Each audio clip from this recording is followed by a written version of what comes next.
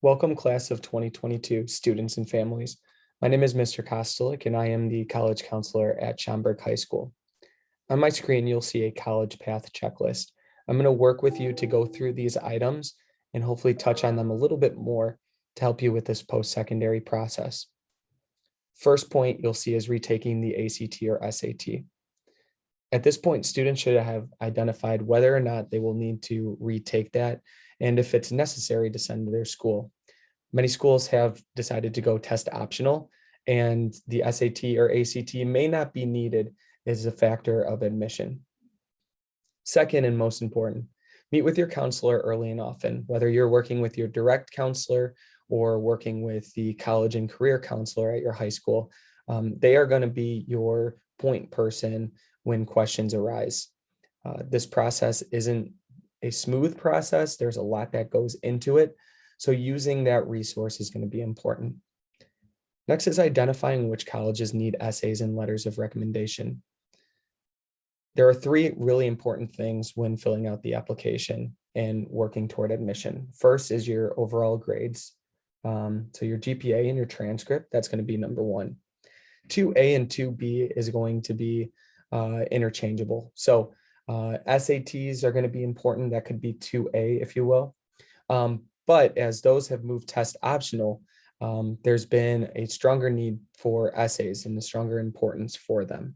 So keep in mind that you want to spend some time on your essays and your personal statements as you begin to write these, especially if you decide to go test optional.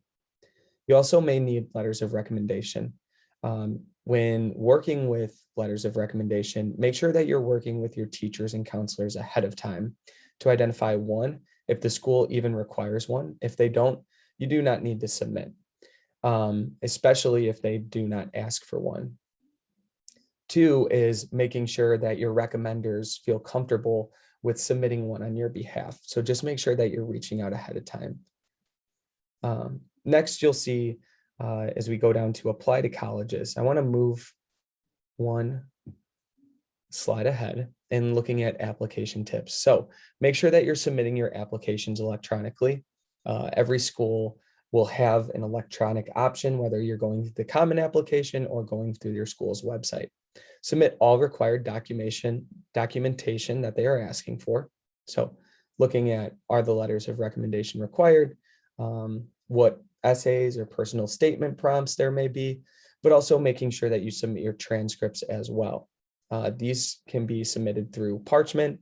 Your test scores and AP scores can be sent through College Board, and if you took an ACT, you'll use the ACT website for that. But make sure that you're meeting all deadlines and not waiting until the last minute to do so.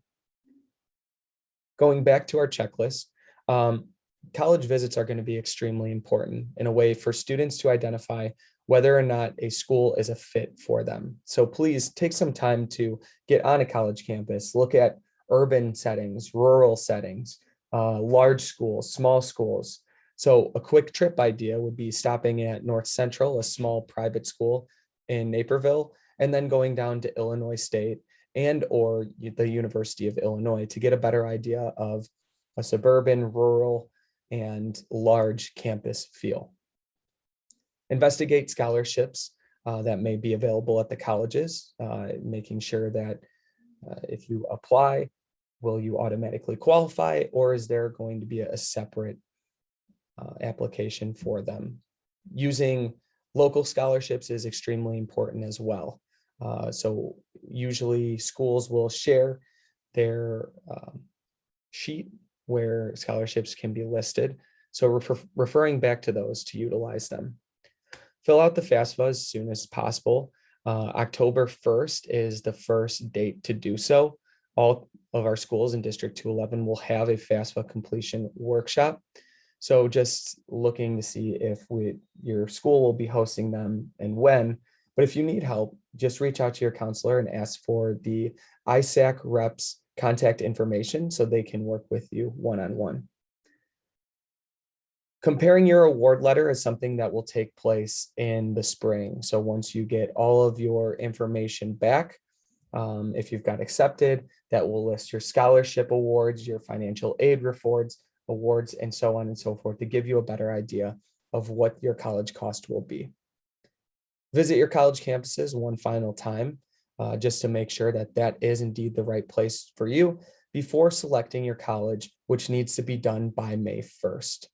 That is often when the first deposit is due, and colleges need to know whether or not they need to save a seat for you. If you decide that you don't want to attend, please make sure that you notify the other schools to let them know about your decision. You should also notify your counselor where you have decided.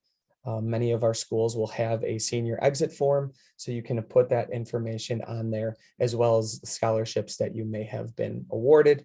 And then you will send a final high school transcript to show that you've graduated and to confirm your final grades. As I said, this is an evolving process, and there's a lot of questions that surround students and families, but be sure to use your counselor. Don't be afraid to ask questions and really own this process.